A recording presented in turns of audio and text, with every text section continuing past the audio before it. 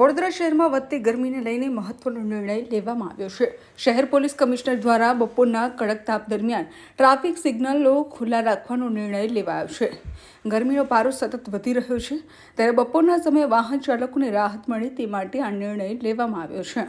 તાપમાન સિગ્નલ પર ઊભા રહેવું નહીં પડે, જેથી કડક તડકામાં રાહત મળશે, પરંતુ શહેરના કેટલાક વિસ્તારોમાંથી હજુ પણ ફરિયાદો સામે આવી રહી છે।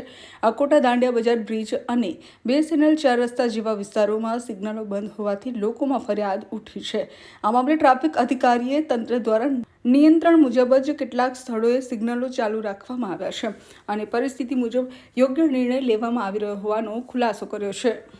આવો કોઈ પરિપત્ર નથી, પરંતુ નાગરિકોની સુવિધા માટે બપોરે એમને તડકામાં વધારે ઊભું ન રહેવું પડે, એના માટે ટ્રાફિક સિગ્નલ બપોરે બંધ રાખવાનો નિર્ણય નામદાર શ્રી સાહેબ દ્વારા લેવામાં આવ્યો છે।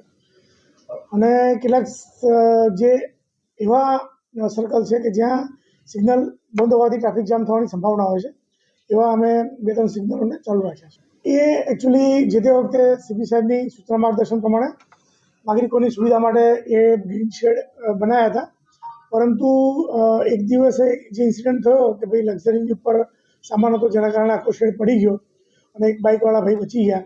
તો એવો કોઈ બનાવ ન બને, એવી કોઈ દુર્ઘટના ન બને, એના માટે આ વખત નથી। અભિપ્રાય ન્યૂઝ વડોદરા। વધુ સમાચાર જોવા માટે અમારી YouTube ચેનલને સબસ્ક્રાઇબ કરો અને જોડાયેલા રહો Facebook, Instagram અને Twitter પર।